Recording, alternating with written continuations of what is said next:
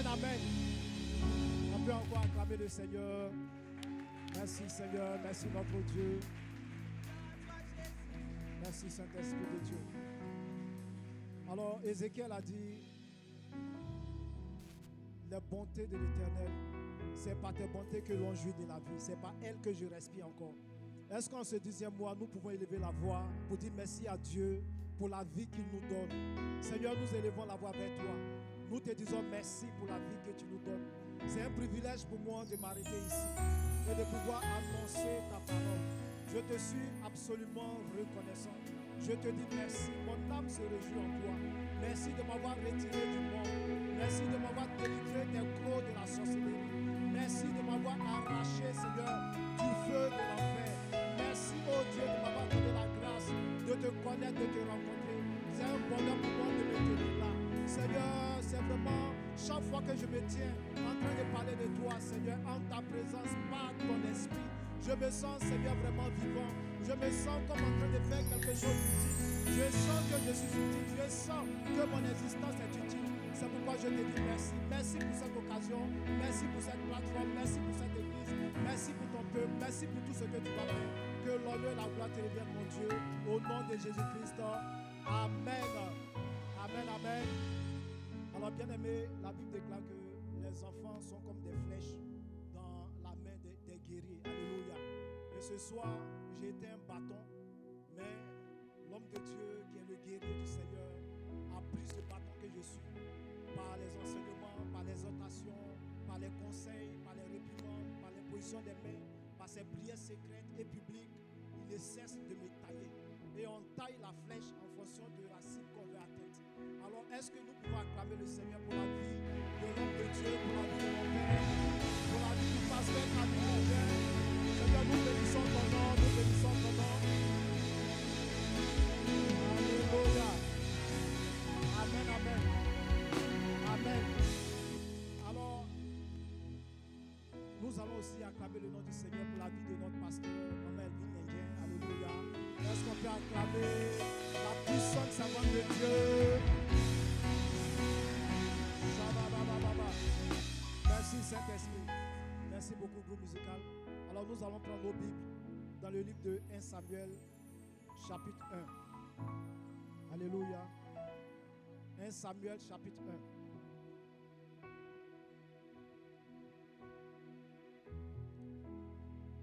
1. 1 Samuel, chapitre 1.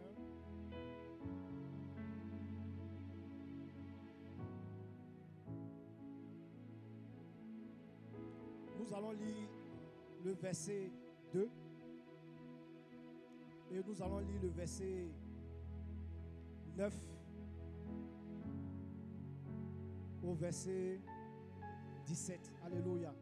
Je lis la parole du Seigneur, verset 2. Bon, d'accord, verset 1. Verset 2.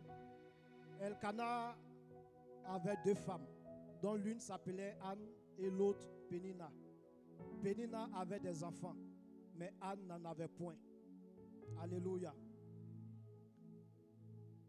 Verset 9.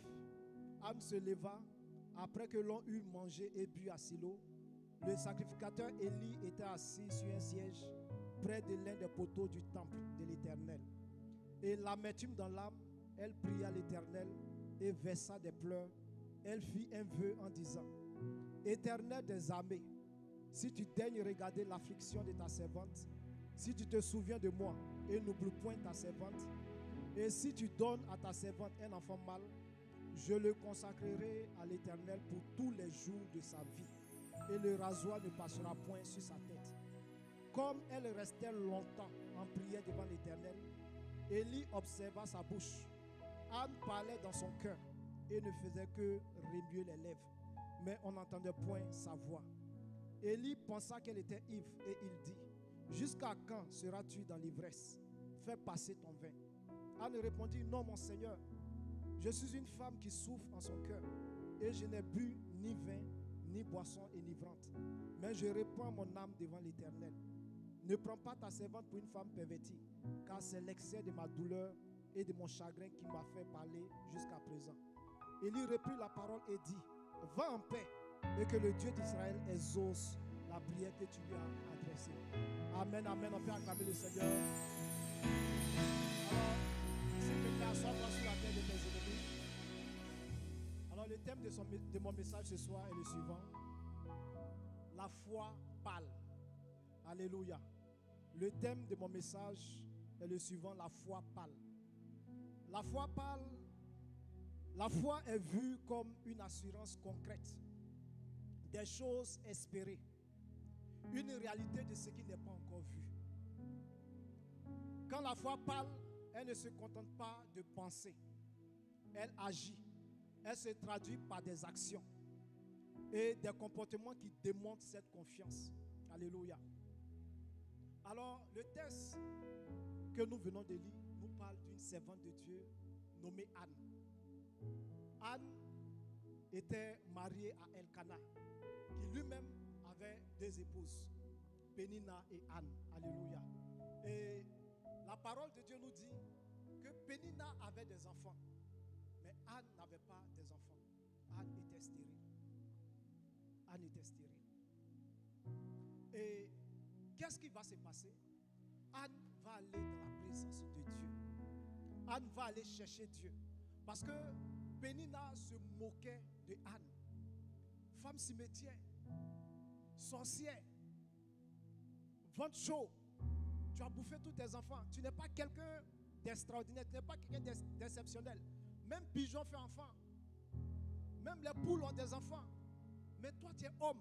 Tu dis tu es femme et puis tu n'arrives pas à concevoir. Donc elle se moquait d'elle, elle la mortifiait. Quand on dit elle la mortifiait, c'est-à-dire elle insultait, elle injuriait de sorte que Anne puisse avoir l'âme déchirée et le cœur meurtri. Alléluia. Mais Anne va poser une action qui va changer le cours des choses dans sa vie. Et la foi de Anne va parler. Quand je dis la foi parle par des actions. Si tu crois en quelque chose, tu dois pouvoir démontrer cette chose. C'est ça l'expression de la foi. Croire en quelque chose et démontrer sa chose, poser des actions qui ne contredisent pas ce à quoi tu penses, est un langage de la foi. Alléluia. La foi aussi, l'un des langages aussi de la foi, c'est le parler. La foi aussi parle. Alléluia. Et nous voyons que lorsque Jésus-Christ était dans la barque avec ses disciples et que la tempête s'est levée, le vent s'est levé et que les disciples étaient en train de mourir, qu'est-ce qui va se passer? Les disciples vont crier à Jésus: Seigneur, sauve-nous, nous sommes en train de mourir. Jésus va se lever et qu'est-ce qu'il va faire? Il va menacer la tempête. Alléluia. Il va menacer la tempête. Et sur place, la tempête va cesser. Amen. Amen. Alors, ce soir, je vais partager avec vous 3 avantages qu'il y a dans le fait de parler par la foi. Le premier avantage, parler te permet de pouvoir bénir et donner la vie. Parce que la Bible dit, la vie et la mort sont au pouvoir de la langue. Ce que tu aimes, ce que tu veux, si tu crois en ça, ce en quoi tu crois et que tu confesses, c'est ce qui se passe. C'est ce qui t'arrive. Alléluia. C'est ce qui t'arrive. C'est ce qui t'arrive. On dit tu es maudite. On dit tu es maudit. Mais que dit la parole de Dieu? Que dis toi-même? Que dis-tu de toi-même? L'homme a dit, les circonstances ont dit. Mais toi, que dis-tu? La foi parle. Et parler, c'est béni, ça change le goût des choses. Deuxième avantage qu'il y a à parler. Parler permet de donner vie à ce qui est mort. S'il y avait une situation qui était morte dans ta vie, parler va changer le cours des choses. Lorsque la femme sunamite a perdu son enfant, son mari lui a dit: mais qu'est-ce qui se passe? Elle dit: tout va bien. Quand ses voisins sont venus la voir, elle dit: tout va bien. Même quand l'homme de Dieu est venu la voir, elle dit: tout va bien. Mais son tout va bien, elle le disait par la foi. Et cette foi a été honorée et Dieu a ressuscité son enfant. Troisième avantage à parler par la foi, c'est que parler permet de gagner des âmes. La Bible dit la foi vient de ce qu'on entend. Et ce qu'on entend vient de la parole de Christ. C'est en parlant. Le salut se trouve dans la bouche, dans le parler. Tant qu'on ne parle pas, les gens ne pourront pas entendre. Et tant qu'ils n'entendent pas, ils ne pourront pas croire. Et tant qu'ils ne croient pas, ils ne pourront pas être sauvés. Donc nous devons parler. Alléluia. Alors l'histoire que nous venons de lire, comme je l'ai dit, nous parle de Anne, qui vivait des situations vraiment difficiles et douloureuses dans sa vie. Anne était stérile. La stérilité était symbole d'un manque, d'un besoin. Anne avait un besoin. Et en ce soir, chacun de nous est venu à l'église, adore Dieu, aime Dieu. Mais assurément, chacun s'attend à quelque chose. Chacun a un besoin. Et le besoin de Anne, cette stérilité, c'était l'enfantement. Et Anne va parler un langage différent de tous les autres langages. Anne va croire que si elle va dans la présence de Dieu, qu'elle demande à Dieu qu'elle veut un enfant, Dieu va le lui donner. Parce que c'est lui qui appelle à l'existence ce qui n'existait pas. Et cela vient à l'existence. Quel est le manque qui se trouve dans ta vie? Quel est ton manque? Quand nous sommes à l'église, nous rions, nous pleurons, nous nous réjouissons. Mais quand nous nous séparons, qu'est-ce qui te fait pleurer? Quel est ce besoin-là qui t'arrache ta joie, qui t'arrache ta paix, qui te fait mal dormir? Quel est ce besoin? Anne avait un besoin. Et puisque la foi parle, la foi pose des actions, Anne va aller dans la maison de Dieu. Elle va aller dans la présence de Dieu. L'homme de Dieu, le prophète de Dieu, était assis dans le temple. Mais Anne n'est pas allée tout droit vers l'homme de Dieu. Elle s'est mise dans un endroit du temple. Et elle a commencé à parler à Dieu. Elle parlait dans son cœur. Seigneur, si tu me donnes un enfant mâle. Elle-même, elle choisit déjà par la foi ce qu'elle veut. Ce qu'elle veut que Dieu lui donne. Elle peut se dire non, Seigneur, si tu me donnes un enfant, je prends. Tu me donnes une fille, je prends. Mais elle est partie dans la présence de Dieu avec un but bien précis, avec un besoin. Que veux-tu? Que veux-tu? Tu t'attends à quoi?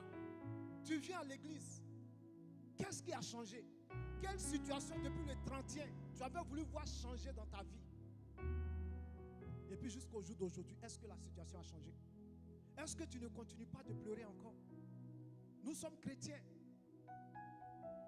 Est-ce que nous posons des actions qui ne contredisent pas ce que nous voulons ou ce en quoi nous croyons? Tu dis non, que tu veux être une grande dame,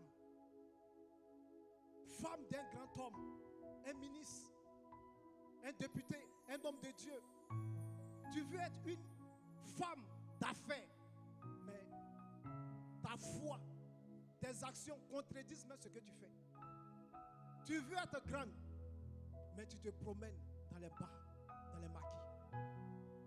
Tu veux être élevé, mais tu ne prends pas même la peine même d'étudier. Tu ne prends pas. La foi parle. Que dis-tu de toi-même? Que dis-tu?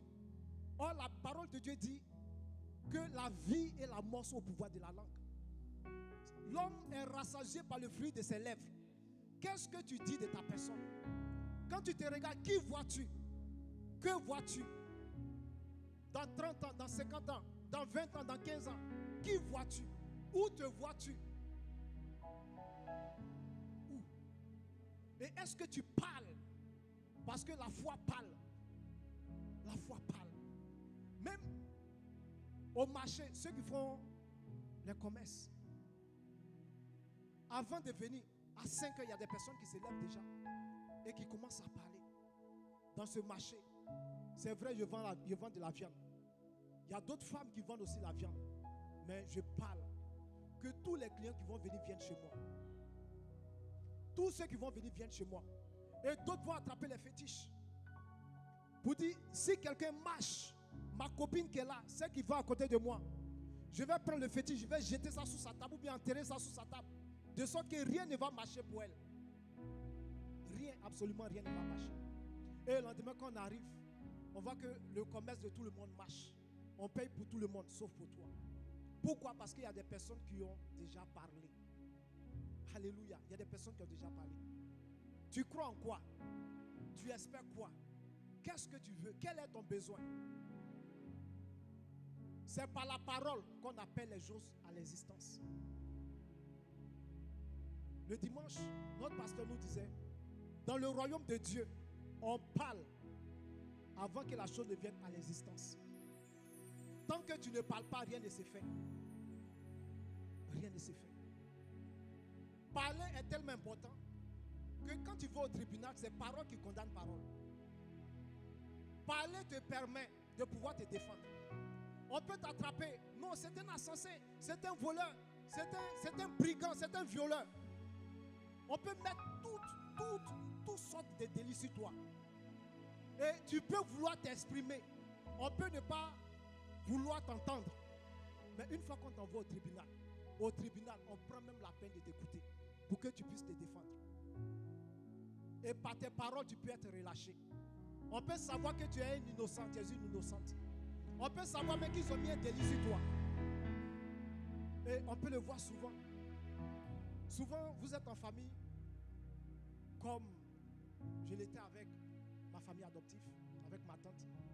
Qu'est-ce qui va se passer? Dans la maison, nous tous, on sait qui vole.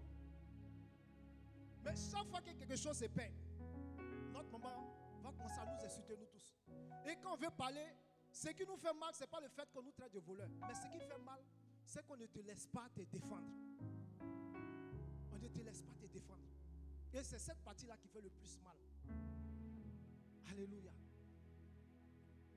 Est-ce que nous pouvons parler? Est-ce que nous voulons parler? Est-ce que nous voulons voir les choses changer? Parler te permet de te défendre. Anne n'est pas restée silencieuse. Et même quand l'homme de Dieu l'a pris pour une femme pervertie, elle a dit non, mon Seigneur, c'est l'excès de ma douleur. Elle n'a pas dit non, je laisse pour moi Dieu. L'homme de Dieu a dit non, que moi je suis une femme pervertie, je suis une prostituée. Elle n'a pas dit ça. Elle dit non, homme de Dieu, ne prends pas ta servante pour une femme pervertie. Non. Et aujourd'hui, tu veux parler de quoi? Que vois-tu quand tu te regardes? Qui vois-tu? Est-ce que tu peux appeler ces choses à l'existence? Même quand on vient voir le MRS, on a besoin de prier. Quand on arrive, tout ce que le responsable du MRS fait, c'est de parler. Et c'est par la prière, c'est par la parole qu'il y a des délivrances. Quand on veut évangéliser, tout ce qu'on fait, c'est qu'on parle. Et Dieu fait le reste. Parler contient une puissance. Et béni soit le Seigneur, le dimanche, le pasteur disait, parler permet de relâcher la puissance. Parler permet de relâcher la puissance. La foi parle. La foi parle. Je veux me souvenir de ce paralytique qui était malade. Et Jésus était dans une ville, dans une maison.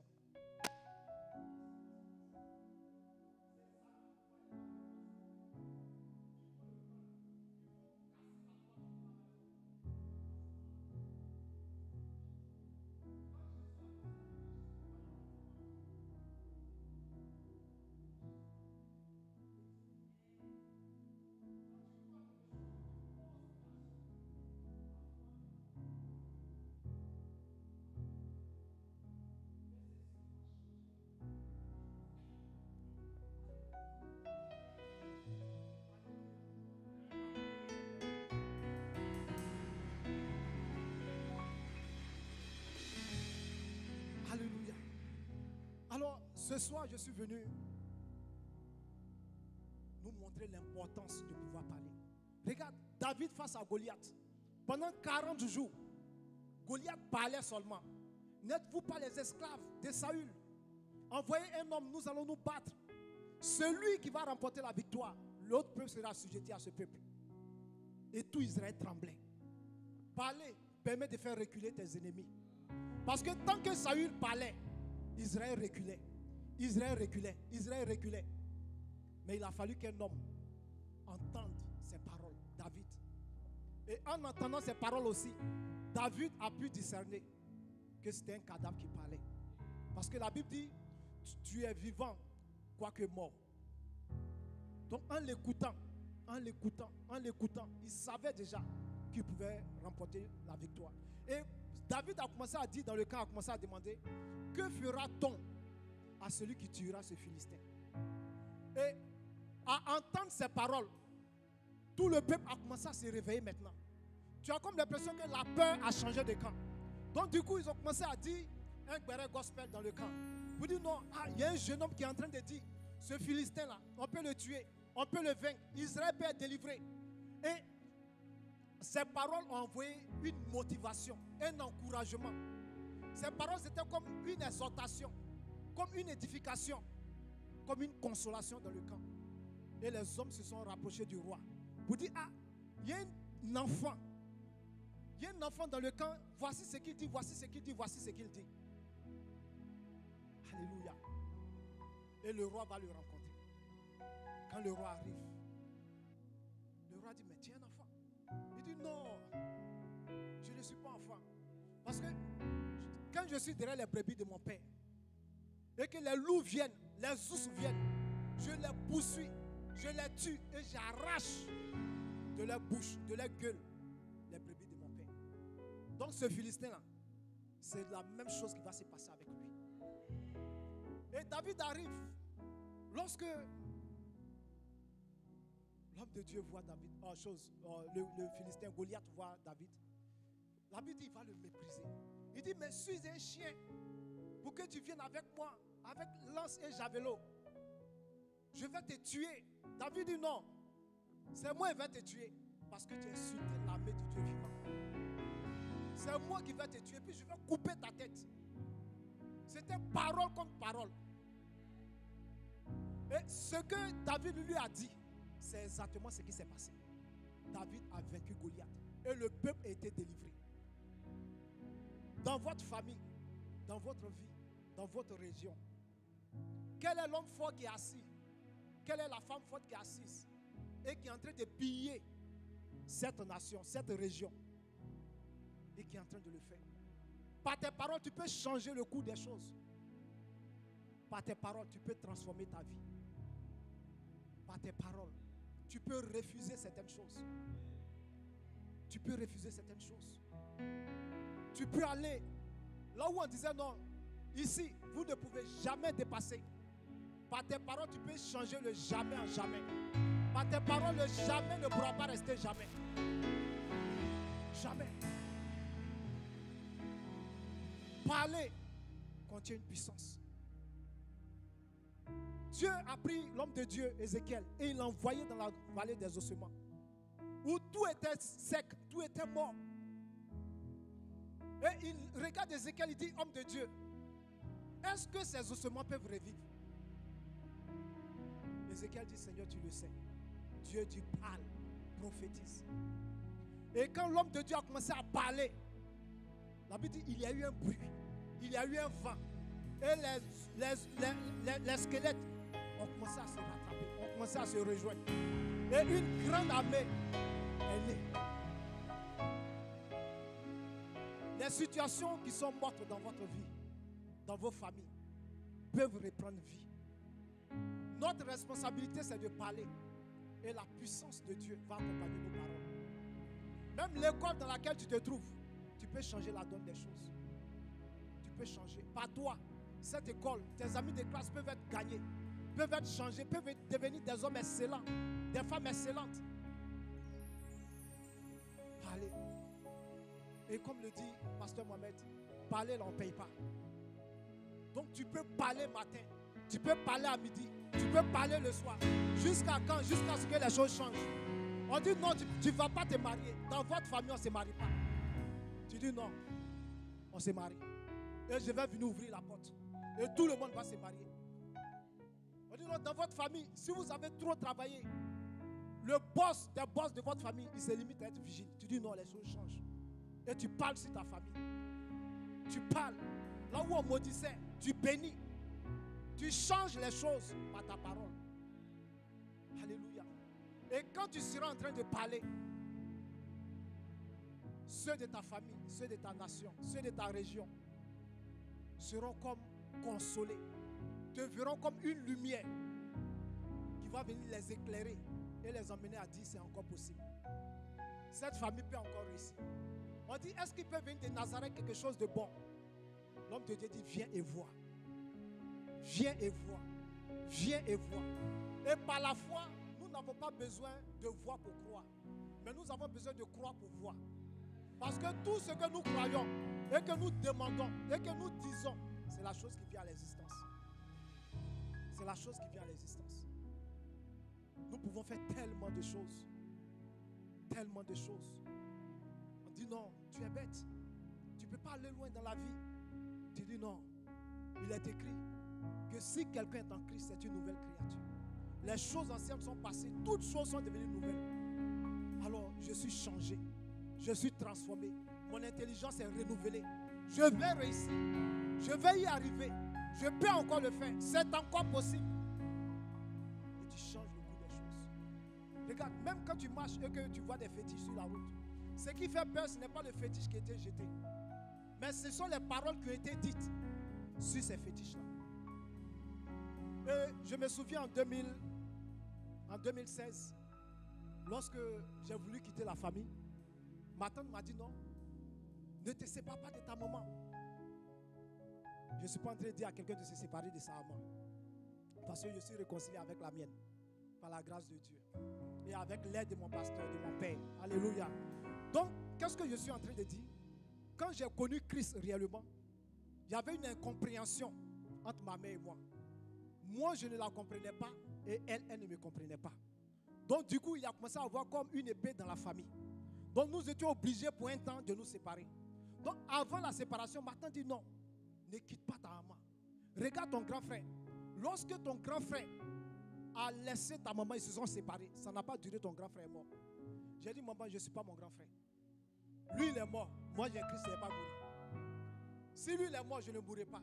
Je vivrai. Et je parlais tellement, mon cousin a dit, tu es orgueilleux. J'ai dit, non, je ne suis pas orgueilleux, j'ai Jésus. Et depuis ce temps, j'ai connu au moins 4 accidents terribles où j'ai failli perdre la vie. Mais c'est toujours moins 1, c'est jamais plus 1. Pourquoi? Parce que la parole que j'avais dite, ce en quoi je croyais que j'avais confessé, ce sont ces paroles-là qui me gardent jusqu'au fond.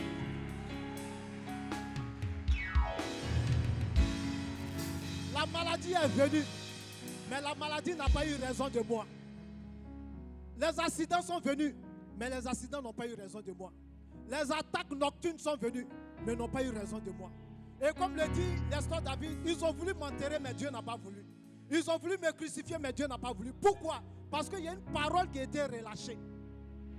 Alléluia. Il y a une parole qui a été relâchée. Une parole qui a été relâchée.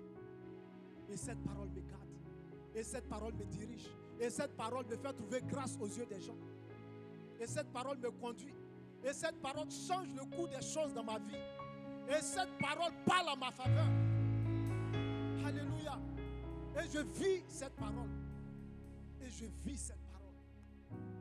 C'est possible que dans ta famille, les gens se marient encore. C'est encore possible que tout ce qui était mort reprenne vie. Que la joie reprenne vie. Que les visas reprennent vie. Que les voyages reprennent vie. C'est encore possible que tu puisses réaliser ton rêve. Tant que ton cœur bat, tu peux toujours réaliser tes rêves. Tes rêves d'enfance et tes rêves de maintenant. Est-ce que quelque chose n'a pas changé? Alléluia. C'est fort important de parler. Parler change les choses. Alléluia. Alors bien aimé, comment parler? Alléluia. Parce que nous avons dit la foi parle. Comment parler? Première des choses pour pouvoir parler, il faut connaître la parole de Dieu. Et il faut parler la parole de Dieu. Il faut confesser la parole de Dieu. Alléluia. Matthieu chapitre 4, versets 7 à 8. Matthieu chapitre 4. Jésus lui dit, il est aussi écrit, tu ne tenteras point le Seigneur ton Dieu. Le diable le transporta encore sur une montagne élevée et lui dit, prosterne-toi devant moi. Et Jésus dit, non, tu ne tenteras point le Seigneur ton Dieu. Alléluia. Amen. Quand le diable est venu vers le Fils de Dieu, est venu vers Dieu pour le faire fléchir, Jésus n'a pas envoyé le feu. Parce qu'en réalité, il n'y a pas de cimetière des démons. On ne peut pas les enterrer. Mais il y a quelque chose qui peut les faire fuir. Et cette chose qui peut les faire fuir, c'est la parole de Dieu. c'est la parole de Dieu. Quand il est arrivé tenter le Seigneur, il dit, si tu es le Fils de Dieu, ordonne que ce caillou se transforme en pain. Jésus dit non, il est aussi écrit. L'homme ne vivra pas de pain seulement, mais toute parole qui sort de la bouche de l'Éternel. Donc à force de confesser la parole de Dieu, Satan a fini par fuir. Satan a fini par lâcher prise. Tu dois connaître la parole de Dieu. Nous devons connaître la parole de Dieu. Nous devons connaître la parole de Dieu et confesser cette parole. Nous sommes à une période vraiment délicate pour nous. Mais qu'est-ce que la Bible dit? La Bible dit, non, je ne mourrai point, mais je vivrai et je raconterai les œuvres de l'Éternel. Quand tu crois en cette parole, quand tu sais que c'est écrit, que tu as vu, tu peux te déclarer. Et ça va te garder. Aujourd'hui, ma maman me disait comme ça, il faut quitter Abidjan. Si tu veux, va à Niamey, bien va au village. Va, parce qu'on ne sait pas. Il dit, moi, je ne me sens pas en danger. Parce que la Bible dit, je ne mourrai point. Je vivrai et je raconterai les œuvres. Donc je vis pour raconter les œuvres. Donc on ne peut pas me faire taire et on ne peut pas me tuer. Parce que si je meurs, qui va raconter les œuvres? C'est ce qui est écrit. Et c'est ce qui gardera. Nous devons dire la parole de Dieu. La Bible dit, vous n'aurez pas des enfants pour les voir périr. Ça veut dire, toi et ton enfant, vous n'allez pas mourir en cette saison. Vous n'allez pas mourir à l'heure de Caïn le méchant. Mais vous vivrez et vous serez rassasiés de jour. Et vous allez mourir à votre heure. Pourquoi? Parce que c'est ce que la parole de Dieu dit. La Bible dit, l'enchantement, l'envoûtement, les sorts ne peuvent point rien contre Jacob. Donc en d'autres termes, on ne peut pas t'envoûter. Même si tu manges une nourriture empoisonnée, ça ne te fera rien. Parce qu'il est dit que si tu manges une nourriture empoisonnée, ça ne te fera rien. Alléluia. Est-ce que tu connais la parole? Est-ce que nous lisons la parole? Est-ce que nous mangeons la parole? La parole est un testament. Et tant que le testateur n'est pas mort, le testament n'a point de force. Mais heureusement pour nous que le testateur est mort. Quand le testateur est mort et qu'il a versé son sang, automatiquement le testament est rentré en vigueur. C'est pourquoi on ne peut pas nous empoisonner. C'est pourquoi on ne peut pas mourir de façon précoce. Paul avait atteint une dimension où lui-même il choisissait. Je veux mourir, mais quand je pense à vous, j'ai encore envie de rester un peu pour vous édifier, pour vous consoler, pour vous exhorter. Mais aussi je veux aller pour être avec Christ, parce que c'est de loin le meilleur.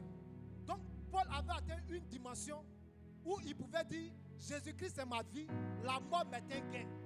Donc la mort ne lui faisait plus peur. Mais il savait que mourir, ce n'est pas une malédiction, mais mourir, c'est voyager. C'est quitter ce monde, c'est quitter le temps pour rentrer dans l'éternité. Donc, il y avait tellement de choses, tellement de choses. Quand tu médites la parole deviendra vivante en toi. Et quand tu la connaîtras, tu pourras la confesser. La foi vient de la parole de Christ. La foi vient de la parole de Christ. C'est pourquoi nous devons méditer la parole de Christ. Nous devons revenir au bon vieux temps où même Paul prêche. Et puis les chrétiens de Béret prennent ses dits et prennent les parchemins et comparent pour voir si ce qu'il dit est vrai. Est-ce que nous avons encore soif de manger cette parole, de vivre encore par cette parole, de confesser encore cette parole, de confesser encore, de confesser encore. Même si tu n'as pas de père, tu n'as pas de mère, tu peux réussir. Dès l'instant tu as Jésus, tu as tout. Même s'ils ont pris ton héritage, que tu as tout perdu, si tu as Jésus, tu n'as rien perdu. Parce que Christ, par son esprit, te permettra de rentrer à nouveau dans ta gloire, de posséder à nouveau ton héritage. Est-ce que nous savons ce que la parole de Dieu dit? Est-ce que nous n'attendons pas forcément dimanche pour entendre ce que le pasteur va nous dire? On va dire, lisez, prenons tel passage, et puis c'est en ce moment qu'on va ouvrir notre Bible. Est-ce qu'en semaine, nous prenons la peine? Quoique le dimanche, nous l'avons écouté, nous avons noté, mais est-ce qu'en semaine, nous prenons la peine de revenir encore sur cette idée, d'écouter encore ces messages? Est-ce que nous le faisons encore? Est-ce que nous le faisons encore? Quand tu connaîtras la parole de Dieu, tu confesser cette parole. Tu pourras dire cette parole. Et en ce moment-là, ta foi sera en train de parler. Parce que la foi ne se trouve pas dans je pense que, je sais que, mais la foi se trouve dans ainsi dit Dieu, dans il est écrit. Et nous devons maîtriser le il est écrit, afin de pouvoir faire réguler toutes les situations difficiles, compliquées, impossibles. Alléluia. Alléluia. Que Dieu nous bénisse. Est-ce que nous pouvons nous tenir debout? Est-ce que tu peux te tenir debout et prier avec moi? Est-ce que tu peux dire ce soir à Dieu de faire de toi un homme de foi, une femme de foi, une femme qui pose des actions, qui croit en quelque chose et qui court pour aller vers des choses, qui court pour voir cette chose devenir réalité, devenir palpable, devenir visible. Élevons ensemble la voix. Dis à Dieu de faire de toi un homme de foi, de faire de toi une femme de foi, d'être une personne qui parle comme Ézéchiel, de parler. Saint-Esprit de Dieu, ce soir, nous te rendons grâce. Fais de nous des hommes et des femmes de foi. Fais de nous des hommes et des femmes de foi.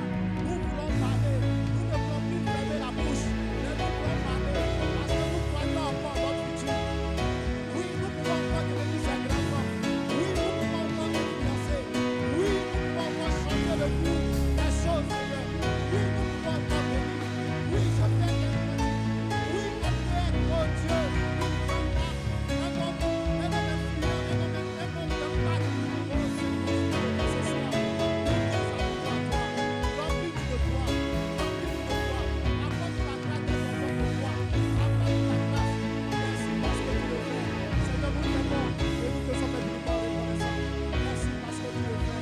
Dans le nom de Jésus. Amen. Amen, amen. Est-ce qu'on peut acclamer le Seigneur? Acclame ton Dieu, acclame ton Dieu. Acclame ton Dieu. Salut, acclame. Seigneur, nous te bénissons, nous te bénissons. Nous te rendons grâce. Merci, Saint-Esprit de Dieu. Dans le nom de Jésus. Amen. Alléluia. Alléluia, alléluia, alléluia, alléluia.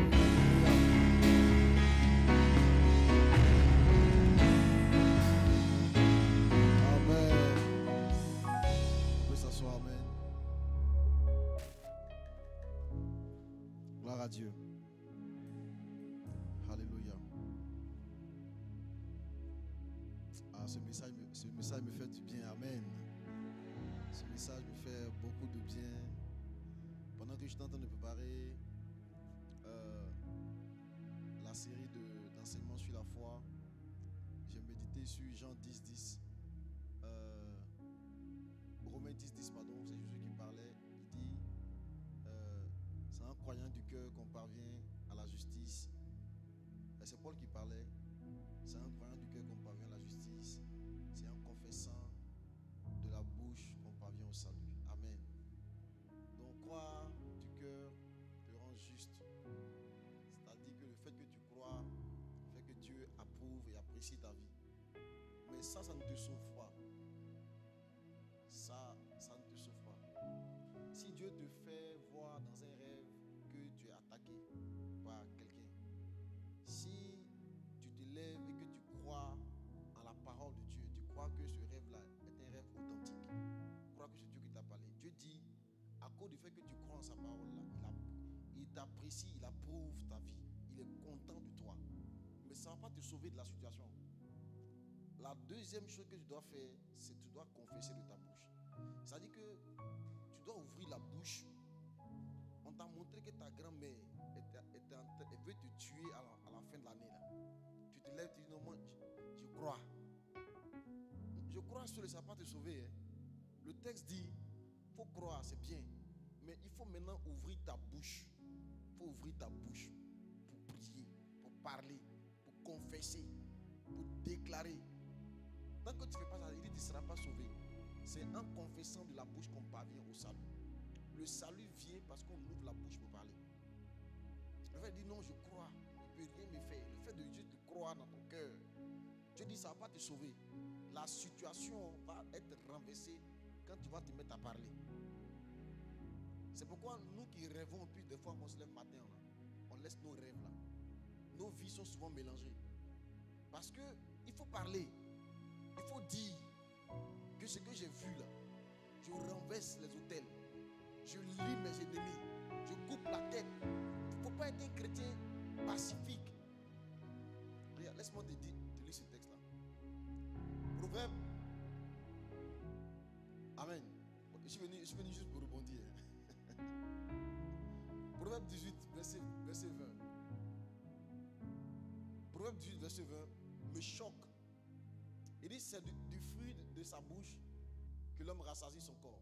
Ça c'est quelle version? Version seconde. C'est du fruit, c'est ça, de sa bouche que l'homme rassasie son corps.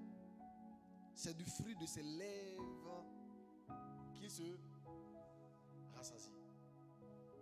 Amen. C'est du fruit de sa bouche qu'elle rassasie son corps. Ça c'est facile à comprendre. Verset 21. La mort et la vie sont au pouvoir. Ça veut dire sont aux commandes, sont aux ordres, dépendent de quoi? De la langue. Quiconque l'aime aime quoi? La langue. Va en manger les fruits. Amen. C'est un principe, comme a dit l'homme de Dieu. Les sorciers, quand ils veulent tuer quelqu'un, quand quelqu'un veut faire du mal à quelqu'un, il va aller chez quelqu'un, la personne va faire réciter des choses sur toi, va dire des choses, des paroles, malédiction, mal dit. La parole est puissante. Affiche le texte, c'est pas encore fini. Verset 22. Celui qui trouve une femme trouve le bonheur.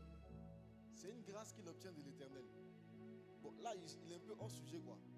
Mais après, il revient au verset 23. Regarde ce qu'il dit. Le pauvre parle en suppliant. Le riche lui répond avec dureté. Quand quelqu'un lui dit non, tu vas mourir, il ne se contente pas de dire ça là, ma vie est foutue.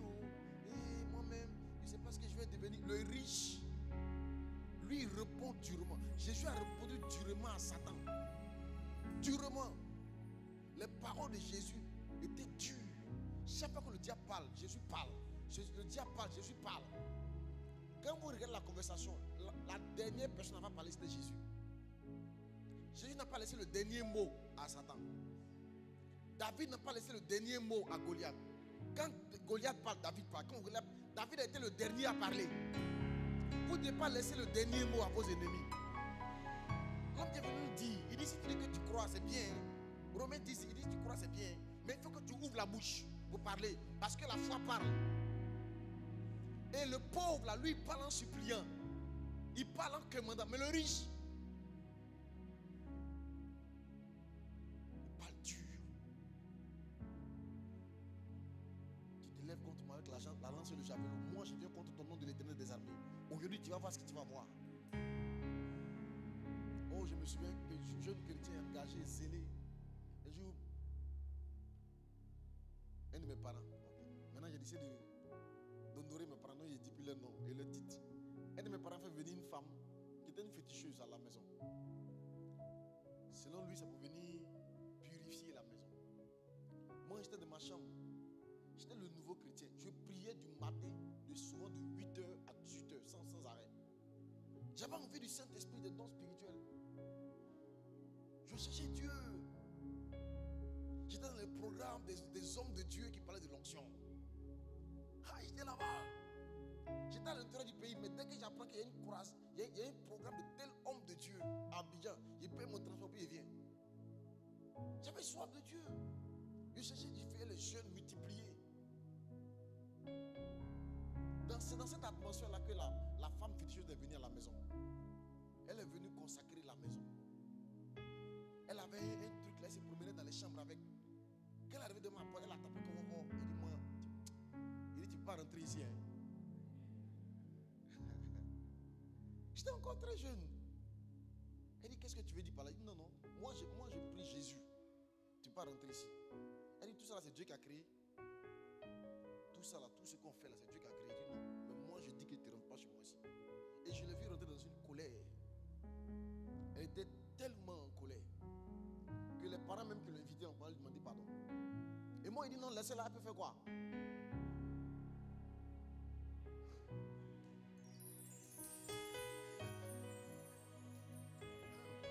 Regarde, ta foi même doit effrayer tes ennemis. Il y a des vidéos qui passent souvent sur Facebook là. Il y a un petit garçon là. Il effraie souvent les grandes personnes là. C'est-à-dire qu'il parle même, les gars disent mais attends, petit là, mais quand c'est quoi? Et puis souvent ça en prend caillou. Moi là, tu peux rien me faire. Hein? Regarde, tu peux effrayer tes ennemis, tu peux effrayer la galère. Tu peux effrayer. J'ai effrayé la maman là. Elle est en colère. J'étais encore nouveau chrétien. Après, il commence à avoir peur. Il dit, ça va pas me tuer même. J'ai parti à l'église, au temple. Le temple, c'était comme notre temple, on ne fait pas ça. Ah, tu n'as pas compris pourquoi on ne fait pas notre temple. C'est pourquoi tu viens de prier ici. Mais toi, tu n'as pas compris. Tu es à notre temple. Tu as ouvert la poche, elle m'assoit, moi seul. Je ne parlais même pas en langue. Tu as lié les esprits de sorcellerie, lié les esprits de fétiche, lié. J'ai lié quand même rien. L'esprit me disait, calme-toi, il ne peut rien te faire.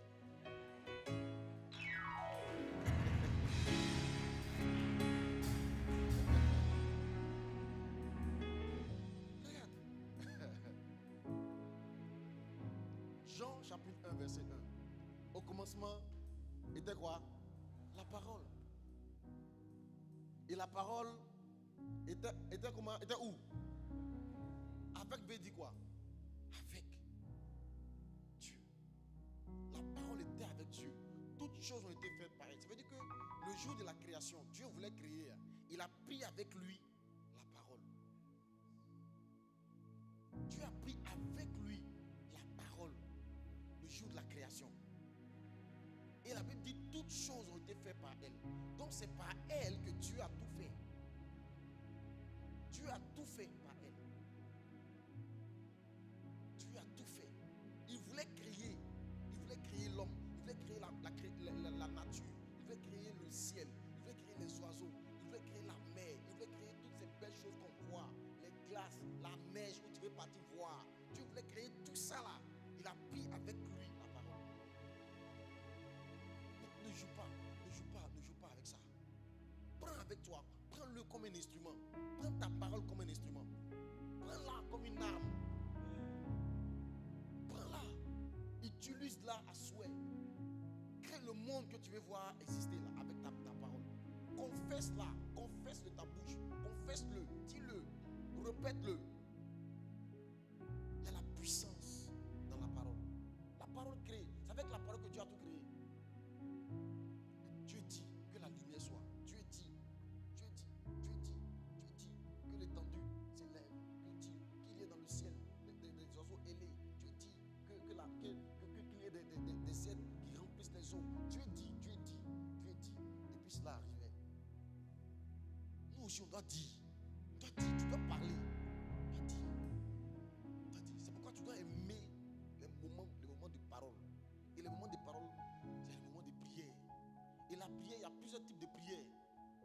Plusieurs types. On a vu la dernière fois dans Philippiens. On dit de faire monter vers Dieu des prières, des supplications. Mais des moments là, tu vas attraper la robe de Jésus. Tu vas pleurer. Il y a des moments aussi là, tu fais des moments de proclamation. Tu vas proclamer. Proclame, je déclare. Tu sais, Satan a amené l'homme à croire plus en la puissance des ténèbres qu'en la puissance de Dieu. Oui, Satan a amené l'homme à croire plus en la puissance du mal que la puissance du bien. Satan a amené l'homme à croire plus en la puissance de la malédiction que la puissance de la bénédiction. Si quelqu'un te dit, ma fille, que Dieu te bénisse, tu as dit Amen. Monsieur te dit où tu es là, tu ne vas jamais réussir. Tu n'as pas dormi la nuit. Donc tu vois, il dit où tu es là. Tu ne vois pas quel garçon va te marier.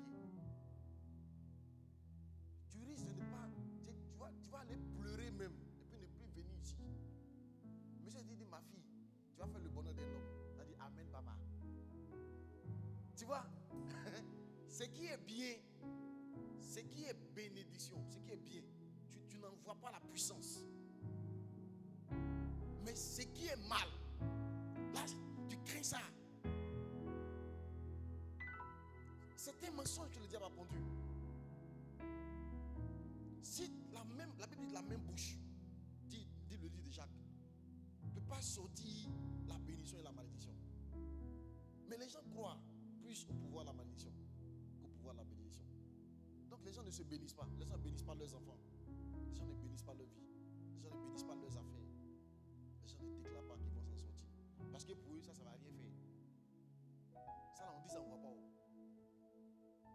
Mais si tu lui dis, il faut maudire ton activité, il va te dire jamais de la vie. Parce que là, il se dit, si je dis là, ça va arriver. Si je dis que je vais mourir avant la fin de l'année, Satan peut entendre ça, puis il va écrire. Un sorcier peut attraper ça. Mais pourquoi tu ne crois pas que si tu dis que cette année, tu vas appeler ta propre maison avant la fin de l'année, un ange ne peut pas s'y entendre et puis attraper ça? Pourquoi tu ne crois pas que Dieu aussi peut entendre et puis attraper ça? Le mal là, Satan va attraper. Mais le bien là, Dieu ne peut pas attraper. Quelqu'un entend ma voix? C'est pour ça que tu ne parles pas sur ta vie. Parce que tu te dis, ça là, ça va arriver. Et tout mon combat, pendant ces temps-ci là, c'est de t'amener à comprendre ça. À comprendre ça. Ne joue pas avec ta parole. La vie et la mort sont au pouvoir de quoi? De ta langue. Tu dois en être conscient. Amen. Priez tout le temps.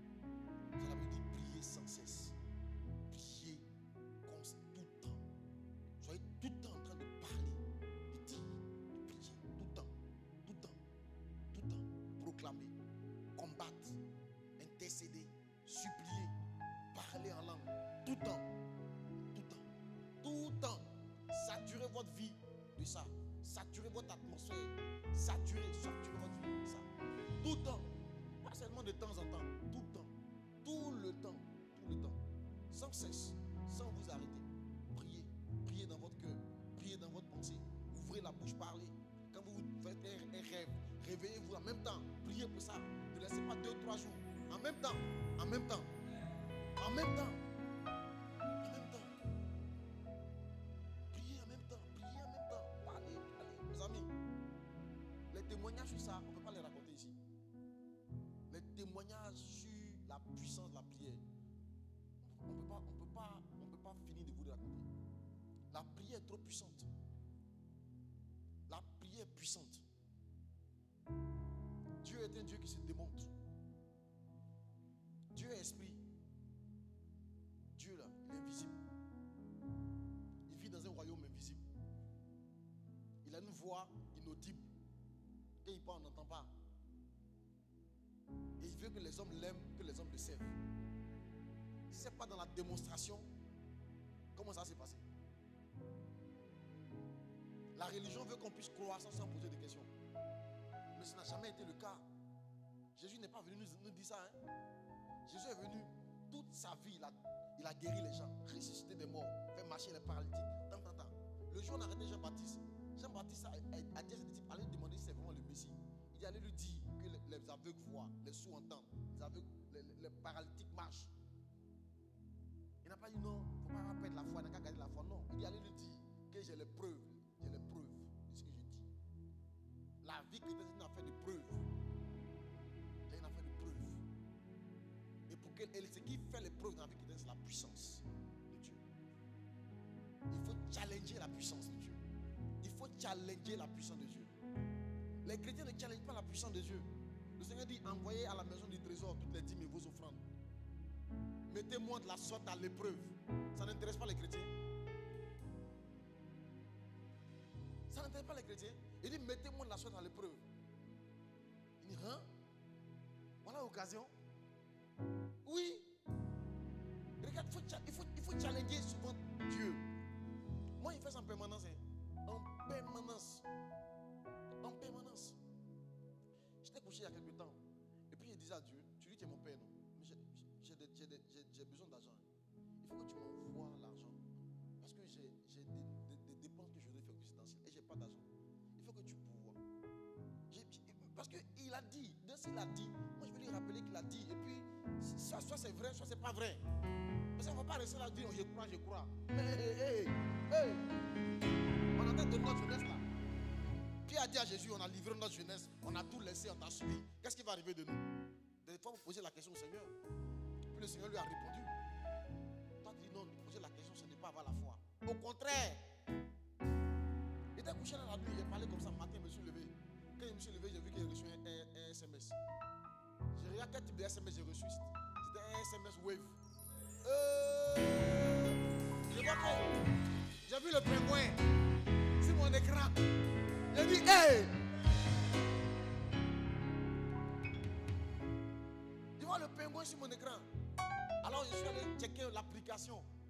Et j'ai vu que dans la même nuit, quelqu'un m'avait envoyé 500 000 francs.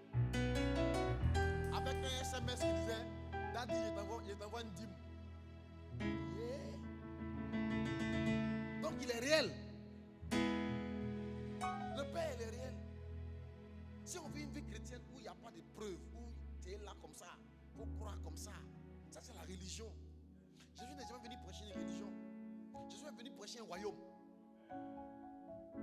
Jésus n'a jamais enseigné une religion. Vous savez que c'est les religieux qui ont tué Jésus.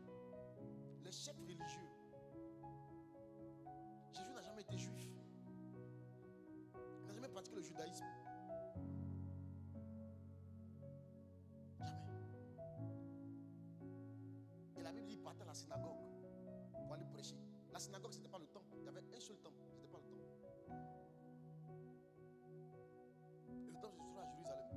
Mais Jésus, partout où il était, il partait à la synagogue. La synagogue, c'était un peu comme une salle publique où on partait régler les problèmes du village.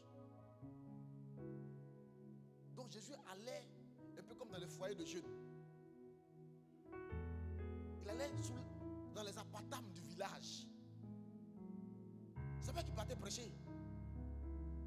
Les endroits où les gens se retrouvaient pour mener les débats publics, pour régler les affaires. C'est là-bas qu'il allait, pour aller confondre les sages. Donc lui, il ne partait pas à l'église. L'église n'existait même pas. Le temple ne l'intéressait pas. Là-bas, c'était pour les chefs religieux. D'ailleurs, c'est eux qui l'ont tué. Parce que Jésus est en train de vider le temple. Les gens ne partaient plus vers eux.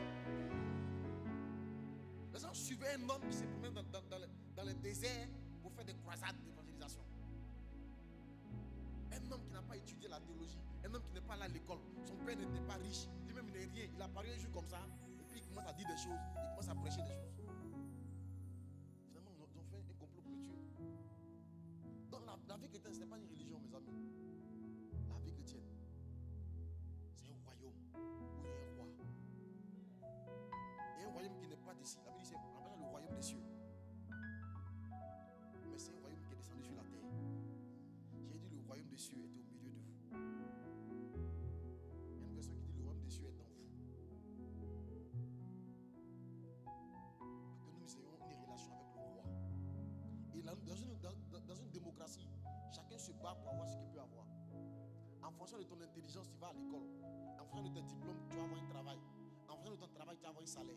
Ça, c'est dans la démocratie. Dans le royaume, le roi, tout appartient au roi. Dans le royaume, toutes les terres appartiennent au roi. Et c'est le roi qui distribue selon son bon vouloir.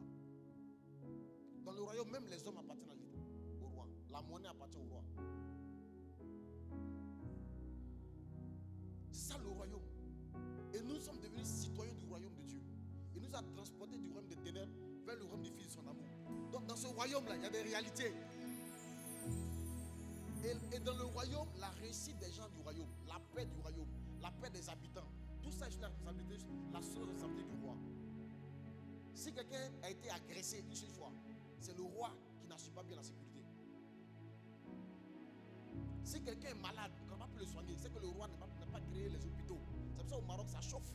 Parce qu'ils sont dans un royaume. Le roi est censé équiper les hôpitaux, faire en sorte qu'il y ait une répartition des richesses. Donc, étant dans le royaume, la seule chose que le roi demande dans le royaume, c'est que les citoyens du royaume puissent vivre selon les lois que le roi a fixées. C'est pour ça que la Bible dit chercher premièrement le royaume et la justice. La justice, c'est l'ensemble des lois et des règles. Cherchez ça. Quand vous allez trouver là, toutes les choses vous seront données. Parce que dans le royaume, le roi distribue. C'est ça. Tu dois le comprendre. Tu es citoyen du royaume. Plus encore, le roi fait de toi son héritier. Non seulement tu es devenu citoyen du royaume, mais le roi t'a adopté comme son fils. Donc tu as les mêmes droits que son fils héritier, son fils unique. Après de ce moment-là, si quelqu'un te menace, tu peux parler. Si tu as une situation, tu peux répliquer. Tu peux tchatcher et puis ce n'est pas des paroles en l'air. Les gardes du royaume vont intervenir si tu es en danger. Mais toi, tu souffres et puis tu te tais. Tu es menacé, tu ne parles pas. On te menace, tu ne parles pas. Au travail, quelqu'un te fatigue, tu ne parles pas. Parlez. Il va falloir l'amener devant ton père. Tu dis, Dad, papa, oh mon roi. Il dit, il y a quoi? Tu dis, ah, regarde comment ton fils souffre. Il dit, qu'est-ce qui te passe? Il y a un monsieur là, un buveur de sang, qui est en train de me fatiguer au travail là. Ah oui. Donc il faut parler. La vie et la mort au pouvoir de ta langue. Parlez. En tout cas, c'est ainsi que j'ai décidé d'amener les responsables dans une saison de prière abondante. Il faut qu'on prie. On va prier jusqu'à nos machins vont nous faire mal. Donc les responsables qui ne viennent pas à la prière, qui sont tout dans leur programme. Je ne sais pas où vous êtes en train de partir. Je suis en train de vous parler à mon cœur, mes amis. Vous n'êtes pas en train de comprendre la pensée de Dieu. Quand le Seigneur ordonne d'aller à gauche, vous allez toujours à droite. Êtes-vous des boucs ou des brebis?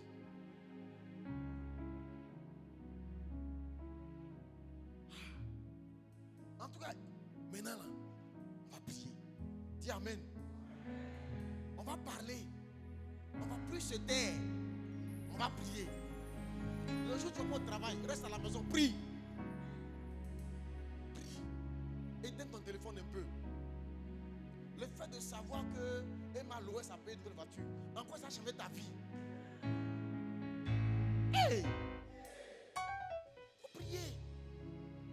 Le fait de savoir que Wilfried Zaha n'a pas été sélectionné, et puis ça te fait quoi? Que Ronaldo est plus fort que Messi. Que Drogba, même sa maman, c'est pas sa maman. Que la maman de Adengra le cherche. Hey! Qu'est-ce que ça va t'apporter?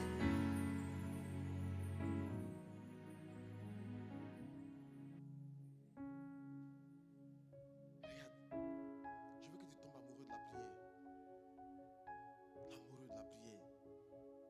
Maintenant, j'aime mes vendredis soirs. Puis c'est comme les samedis, je ne travaille pas. Quand vendredi soir arrive, je suis excité comme un petit garçon. Comme un petit garçon. Je vais pouvoir prier. Je vais pouvoir prier en langue. Après, pouvoir prier en français. Prier. Et je vais prier comme ça. Et prier en langue. Et quand il commence à chanter en langue. Et puis j'ai vu dans une vision 3 anges. Et la voix m'a dit, ce sont les anges qui gouvernent la commune de Yopougon. J'ai vu ça. J'étais content. Ils sont descendus chez moi, dans ma maison. J'étais trop content. Il faut prier. Il faut aimer prier. J'avais un frère à l'INP, il prend sa guitare comme ça. Et puis il va s'asseoir dans une salle où il n'y a personne. Il joue la musique avec sa guitare jusqu'à ce que les anges descendent. Il les voit de ses yeux. Le frère là, s'il t'a touché, tu sens la présence de Dieu. Il y avait un professeur qui terrorisait tout le monde dans l'école. Et lui, il a décidé de ne pas se laisser intimider par ce professeur-là. Donc, il a décidé de ne pas aller au cours. Il ne fait pas le cours du professeur. C'était un professeur de mathématiques. Et comme il ne va pas au cours, il ne fait pas de devoir. Le professeur corrige les copies de tout le monde. Quand il doit rapporter ça, reporter. Quand il doit reporter ça sur la feuille, il sait qu'il y a un étudiant là, lui il n'a jamais de notes. Il a donc décidé Parce que les autres là, eux ils viennent en classe, ils font cours, mais ils ont 1, 2 sur 20. Mais il y a un là, lui il ne compose même pas. On a décidé de le convoquer. Il dit, mais pourquoi tu ne viens pas au cours? Il dit, parce que moi j'aime pas les maths. Le gars s'est rendu compte que malgré le fait que le gars ne vient pas en classe, il ne fait pas les cours, il ne fait pas se laisser intimider. Il est premier de classe. C'est le professeur là qui l'a appelé pour négocier avec lui. Tu sais, les maths là, c'est pas dur. Il faut faire un peu d'effort. Moi-même, je peux être ton répétiteur. Je peux t'enseigner.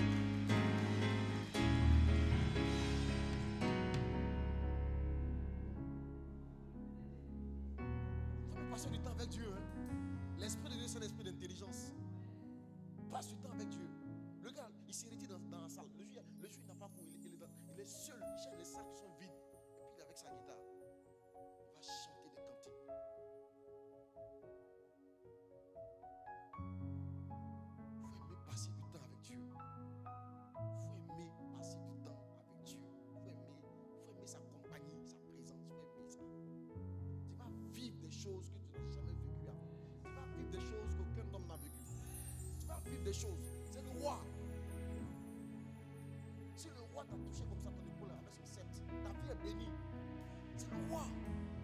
Si tu as les faveurs du roi, qu'est-ce qui va te manquer dans le royaume? Si tu as les honneurs et les privilèges du roi. Il faut passer du temps. Tu n'aimes pas passer du temps. Tu n'aimes pas ça.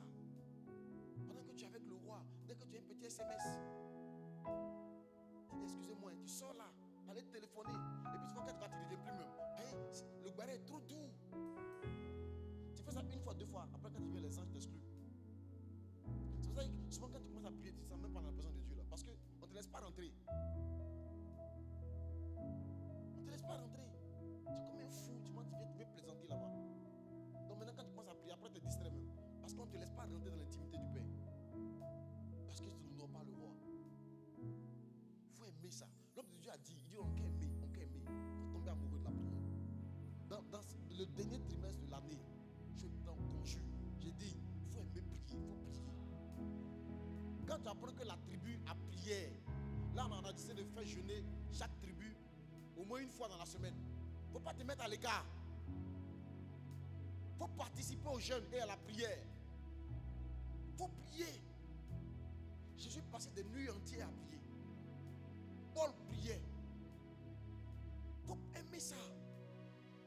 Toi, tu ne veux pas prier. Tu ne veux pas prier. Va prier. Toi, seul dans ta chambre. Pendant que tu fais ça avec celui qui parle en langue, c'est défi lui-même. Donc tu es en train de te fortifier à l'intérieur de toi. C'est ça. Je n'ai pas le temps de parler de ça. Mais la force que tu prends pendant que tu parles en langue, est en train de te remplir d'une énergie. Tu vas devenir comme le serpent. Le serpent ne parle pas beaucoup. Hein. Mais il passe son temps à travailler sur son bénin et à développer en lui une force puissante. Il y a un liquide en lui qui développe, qui rend ça dangereux, le plus mortel, le plus puissant du monde. Le jour où il ouvre la bouche,